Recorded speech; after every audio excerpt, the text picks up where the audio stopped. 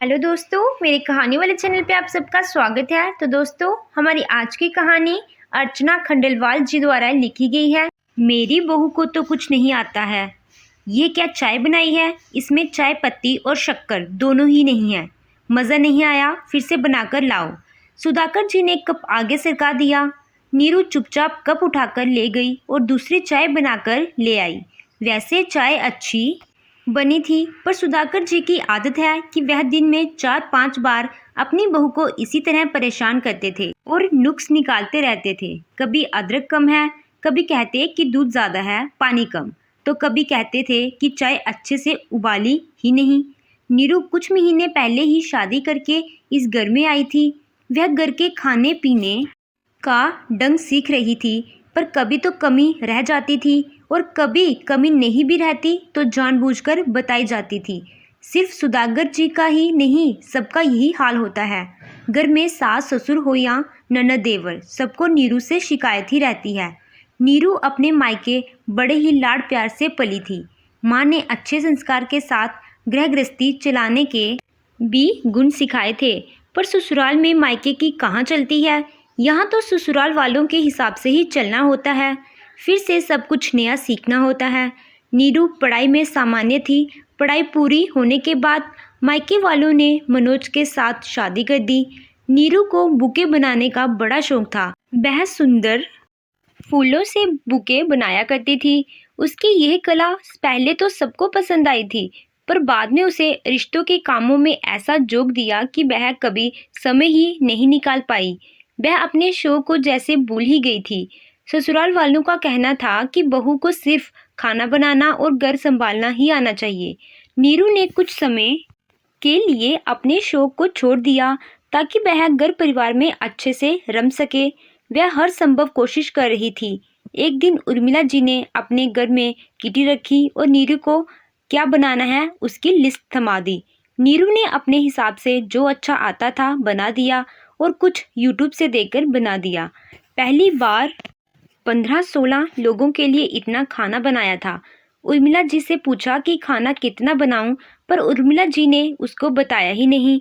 उसकी मम्मी से पूछती, पर वह भी अपने मायके अपनी मम्मी की तबीयत पूछने गई थी, जो कि अस्पताल में भर्ती थी। अपने हिसाब से सब बना दिया, पर छोले कम पड़ गए और बहुत ही ज़्यादा तीखे हो गए।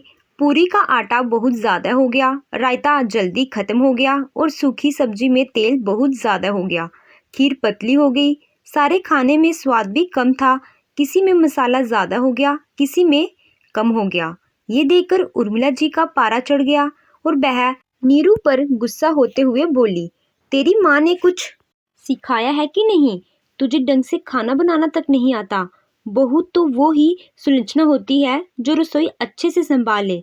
ना खाने में स्वाद है, ना ही मात्रा का अंदाजा है।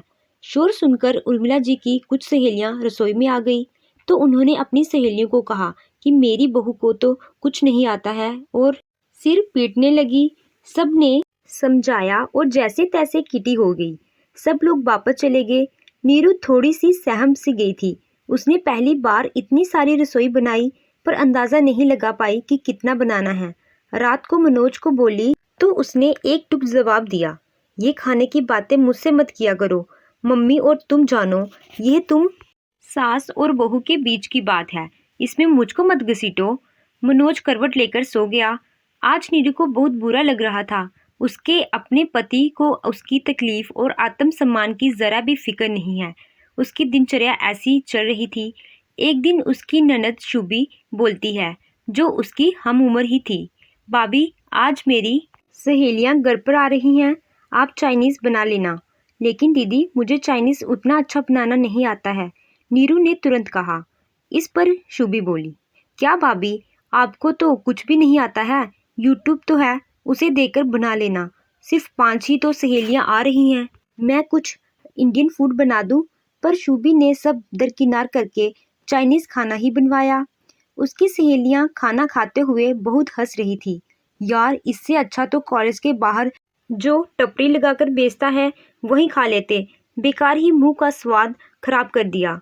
शुभी फिर गुस्सा होकर बोली, क्या भाभी, आपको तो कुछ भी ढंग से बनाना नहीं आता है? अपनी सहेलियों के सामने शुभी ने नीरू को अपमानित कर दिया। नीरू मन सोच कर रह गई, ये क्या ज़रूरी है कि हर चीज़ बनानी ही आए? तो क्या हुआ, मशीन थोड़ी हूँ, जो कहो वह हाजिर कर दूँ। फिर अभी शादी हुई है, इतना रसोई का काम किया ही नहीं तो एकदम से कैसे आएगा? पर किससे कहती, इसलिए चुप हो गई। नीरू को काम सब आता था, लेकिन उसने पढ़ाई के कारण काम इतना किया नहीं था और आदत भी नहीं थी। अब सासू माँ को तो सालों की गृहस्थी का अनुभव था और उसकी शादी को तो कुछ ही महीने हुए हैं, तो वह कैसे सबकी अपेक्षाओं पर खरी उतरती। मनोज तो उसके दिल का हाल जरा भी नहीं सुनता था। वह घर से ऑफिस और ऑफिस से घर आता जाता था। वह नीरू की भावनाओं को जरा भी नहीं समझता था। एक दिन नीरू ने मनोज से कहा कि वह बुके का काम फिर से शुरू करना चाहती है। उसे फूलों और प्रकृति से बहुत प्यार है। फूलों की खुशबू और फूलों के रंगत उसे अपनी तरफ खींचते हैं। वह ज़्यादा दिनों तक अपने शौक से दूर नहीं रह पाएगी। उसे लोगों को बुके बनाकर देना बहुत पसंद है। दिन में कुछ घंटे वह अपने लिए निकालना चाहती है, पर मनोज ने मना कर दिया। बुके बनाने के अलावा तुम्हें और कुछ भी आता है या नहीं? मैं अच्छा कमा रहा हूँ, मुझे तुम्हारे पैसों की ज़रूरत नहीं है। बुके बनाने में जितना समय नष्ट करोगी, उतना समय तुम घर के कामकाज और खाना बनाना सीखने में लगाओ तो बेहतर रहेगा। इसलिए नीरू उदास हो जाती है। नीरू को उदास होता देख नीरू का छोटा देवर संजय बोलता है, भाभी आप उदास मत हो, मेरा एक काम कर दोगे क्या? कल मुझे ऑफिस से आने में देर हो जाएगी, तो आप ये पार्सल मेरे दोस्त को देकर आ जाओगी। कल उसका बर्थडे है और मैं उसे सरप्राइज़ देना चाहता हूँ। शुभी परीक्षा में व्यस्त है, भैया को कह नहीं सकता और उसका घर अलग रास्ते में पड़ता है। मैं उठता भी देरी से हूँ तो मैं जा नहीं पाऊँगा। आप ये स्कूटी की चाबी ले जाना, मैं आपको घर का पता भी दे दूँगा। ये कहकर संजय ने गिफ्ट दे दिया। लेकिन मुझे स्कूटी चलाना नहीं आता है, मैंने कभी स्कूटी नहीं चलाई। ये सुनते संजय भी चिल्लाकर बोलता है, क्या भाभी, ना आपको ढंग से खाना बनाना आता है और ना ही स्कूटी चलाना आता है, आखिर आपको क्या आता है? संजय भैया, मैंने स्कूटी सीखने की कोशिश की थी, पर मेरे हाथों एक एक्सीडेंट हो गया था। तब से मन में डर सा बैठ गया है। मैं ऑटो से जा कर दे आऊँगी। नीरू ने कहा, नहीं आप रहने ही दो, मैं कोई दूसरा इंतज़ाम कर लूँगा। संजय ये कहकर निकल गया। आज नीरू को बहुत अपमान महसूस हो रहा था। जिसे देखो वह यही कह रहा था कि आपको तो कुछ भी नहीं आता। रोज़ उसके आत्मसम्मान को चोट पहुंचाई जाती थी। खाना वह बना लेती थी, पर ज़रूरी नहीं है कि इसमें परफेक्ट हो जाए। सालों तक खाना बनाते बनाते इसमें एक्सपर्ट हुआ जा सकता है, कुछ महीनों में नहीं। नीरू ये सब कुछ सहन कर रही थी क्योंकि उसके मायके में उसका साथ देने वाला कोई नहीं था। वह 4 बहनें थीं और उससे छोटी 3 बहनों की अभी शादी करनी बाकी थी। वह अपना दुख अपने मायके में नहीं बता सकती थी, पर इस तरह से रोज अपमान भी तो नहीं सहा जा रहा था। सास ससुर देवर ननद पति सभी उसका अपमान करते रहते थे, उसे ताने देते रहते थे। उसका बुके बनाने का हुनर तो कहीं जंग खा रहा था। उसने एक दिन हिम्मत जुटाई और पति से कहा कि उसे बुके का काम शुरू करना है, अपने हुनर को चमकाना है, नहीं तो गृहस्थी में गुम हो जाएगा। उसने बहुत जिद की, ठीक है जो भी करना है घर से कर लो, कहीं जाने की ज़रूरत नहीं है। मेरी माँ और बहन को तकलीफ़ नहीं होनी चाहिए, रसोई तुम्हें ही बनानी होगी, मनोज ने कह दिया। पति की बात सुनकर नीरू को तो जैसे पंख लग गए। उसने अपनी सोसाइटी के नंबर लेकर एक ग्रुप बनाया, बुके के फ़ोटो डालने शुरू किए। उसे ऑर्डर मिलने लगे। नीरू के काम की सभी तारीफ करने लगे और उसकी अच्छी कमाई होने लगी। ये देखकर मनोज ने भी उसे सहयोग देना शुरू किया। अब घर के बाहर वाला स्टोर रूम नीरू ने काम में लेना शुरू कर दिया। शादी ब्याह हो या वैवाहिक वर्षगांठ, उसे बुके बनाने के लिए अच्छे ऑर्डर मिलने लगे और अब रसोई में ध्यान दे पाती थी।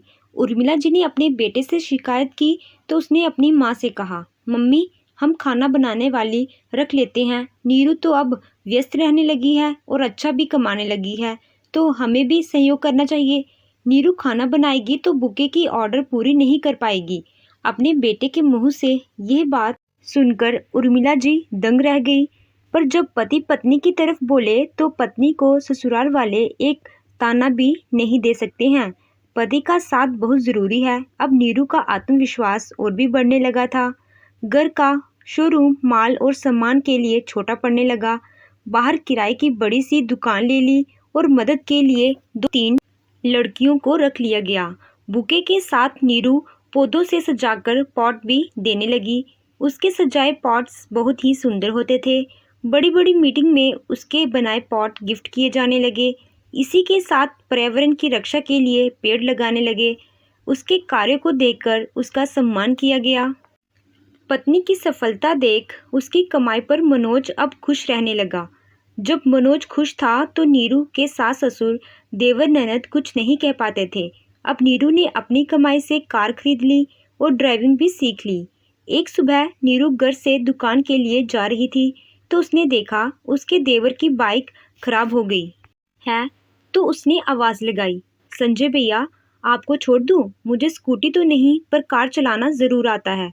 ये सुनकर संजय शर्मिंदा हो गया और उसने नीरू से माफ़ी मांगी।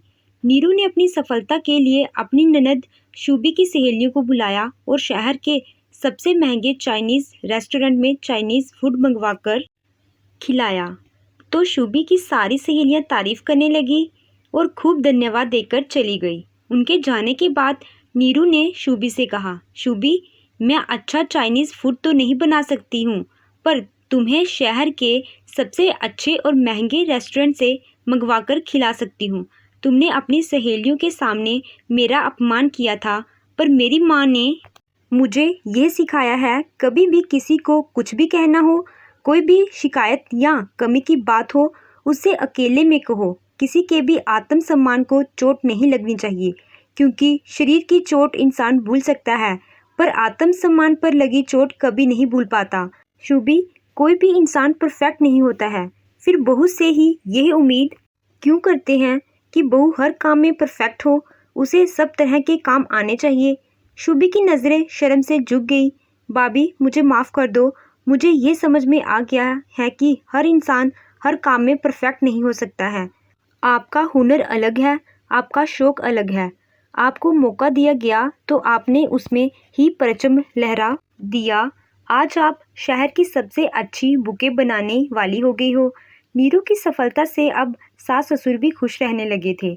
बेटा बेटी तो नाम रोशन करते हैं पर उनकी बहू ने तो अपने काम से सास ससुर का नाम भी रोशन कर दिया है। नीरू अब खुश रहने लगी थी। एक बार मनोज ने मना कर दिया था पर फिर भी उसने हिम्मत नहीं हारी। दोबारा मनोज को हाँ करना ही पड़ा। अपने काम के प्रति जुनून हो तो सब कुछ संभव है, सिर्फ करने की इच्छा होनी चाहिए। आत्मसम्मान सबसे बड़ी चीज़ है, उस पर चोट लगती है तो दर्द होता है। कई घरों में रोज़ महिलाओं का आत्मसम्मान रोंदा जाता है। उसके लिए ज़रूरी है कि वह आत्मनिर्भर हो, अपना कोई काम शुरू करे, उसमें सफलता मिलेगी तो पति और ससुराल वाले अपने आप सहयोग करने लगेंगे। फिर कोई नहीं कहेगा कि मेरी बहू को कुछ नहीं आता है। तो दोस्तों आपको ये कहानी कैसी लगी? कहानी अच्छी लगी हो तो वीडियो को लाइक कीजिएगा। चैनल पे नए हो तो चैनल को सब्सक्राइब कीजिएगा। Thank you.